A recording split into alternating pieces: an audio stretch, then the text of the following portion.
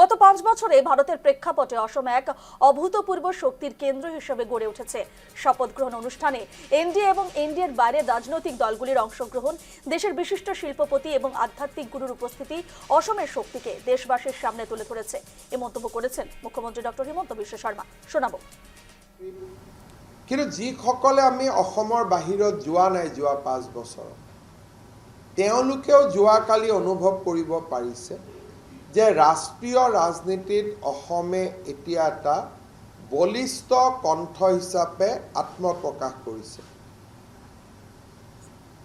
NDA শাসিত ৰাজ্যৰ উপৰিও মিজোৰামৰ মুখ্যমন্ত্ৰী আৰু আন কেইবাগৰাকীও সাংসদ, দৰ্শকৰ আসনতো বহু সংখ্যক সংসদ বহি আছিলে, কেন্দ্ৰীয় মন্ত্ৰী আৰু প্ৰাক্তন কেন্দ্ৰীয় মন্ত্ৰী, প্ৰাক্তন সংসদ।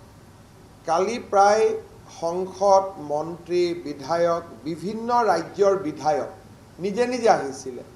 বিভিন্ন ৰাজ্যৰ মন্ত্ৰী, যাক আমি দেখা নাই, মঞ্চত আমি মুখ্যমন্ত্ৰী আৰু উপমুখ্যমন্ত্ৰীসকলক দেখিছোঁ, কিন্তু তাৰ উপৰিও 500তকৈ অধিক মন্ত্ৰী, বিধায়ক, প্ৰাক্তন সাংসদ আৰু বৰ্তমানৰ সংসদ যোৱাকালি উপস্থিত আছিলে।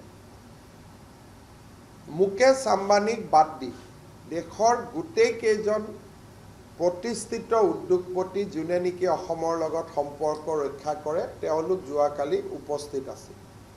ভাৰত চৰকাৰৰ PSU, BCPL, oil India, IOC, তাৰো প্ৰতিনিধি মণ্ডলসকলে যোৱাকালি আমাৰ শপত গ্ৰহণ অনুষ্ঠানত অংশগ্ৰহণ কৰিছিল। যোৱাকালিৰ সভাখনে অসমক এক অনন্য স্বীকৃতি দিছে, লগতে আমাৰ দায়িত্বও বৃদ্ধি কৰিছে। যেতিয়া অসমক লৈ মানুহে উৎসাহিত হয়, অসমৰ সফলতাক যেতিয়া মানুহে চিলেব্ৰেট কৰে, তেতিয়া মন্ত্ৰী, মুখ্যমন্ত্ৰী বা চৰকাৰ হিচাপে আমাৰ দায়িত্বও বহুত বাঢ়ি যায়।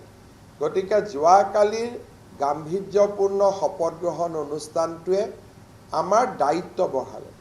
কালিৰ শপত গ্ৰহণ অনুষ্ঠানটোৱে এটা প্ৰমাণ কৰি দিলে যে এইখন ছিংগল ইঞ্জিন গভৰ্ণমেণ্ট নহয়, এইখন ডাবল ইঞ্জিন গভৰ্ণমেণ্ট।